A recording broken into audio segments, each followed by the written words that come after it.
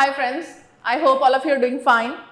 I am again back to help you or to give you mantra to success in IELTS. So my today's topic is going to be whether we are supposed to write an overview or a conclusion for task 1. So guys, let's begin. I have given a sample of line graph and at the end of the video, I will give an example or a sample of the overview to be written. Let's begin with the questions. Do we need conclusion in task 1? The answer is no. Why? Because conclusion is meant for task 2. It is to be written in task 2. Now, let me tell you what is conclusion. It is basically a paragraph that repeats and restates the main points of the above body paragraphs written. Next question is, so if not conclusion, then what is to be written in task 1? Conclusion or an overview? So the answer is we have to write an overview for report writing.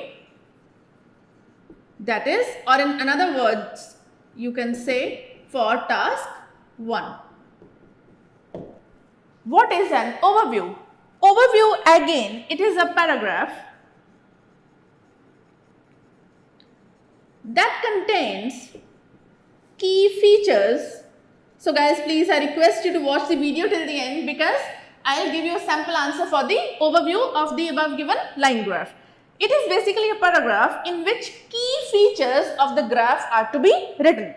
Keep one thing in mind, we do not have to repeat anything in overview. But here in conclusion, it is basically, it restates and again it mentions, या कह सकते हैं कि दोबारा main जेडे points थोड़े body paragraph दे विच दिते होंदे ने concise करके बड़ा shortcut करके आपा finally conclude कर देंदे हैं task 2 they which, which we cannot do in task 1. it is सिर्फ key features असी highlight करने होंदे ने overview दे विच.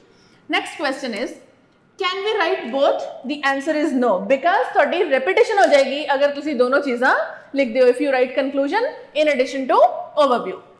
So most important thing, या बहुत सारे बच्चे क्वेश्चन करते हैं मैंने कि ma'am where is to be written, overview लिखना किथे है, whether after the introduction or at the end of the task. So I advise you to write overview after the introduction. हुन मैं तुहानू एक क्वेश्चन पूछा या रीजन देनी आ कि इंट्रोडक्शन के बाद क्यों ओवरव्यू लिखना, why not at the end? If somebody writes a sample answer for me, it will be very easy for me to know what are the details of the upcoming body paragraphs of task 1. जे उन्हें overview introduction के बाद लिखा होएगा. That means J key points mention किते होंगे after the introduction in a paragraph, I'll have an idea कि what are the contents of the upcoming body paragraphs. So it gives a very positive impression of yours to the examiner. To exemplify, one line graph is given. You can pause the video and have a look at the line graph in detail. It is the water used by sector. Sector wise water the usage दसी है. This is the domestic use of water. First line, we can label it as line number 1. Industrial use no, you can mention it line number 2.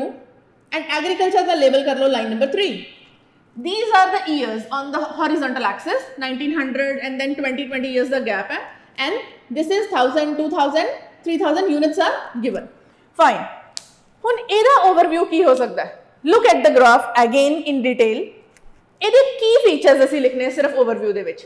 So what are the key features या key points या highlights ਕੀ ਨੇ?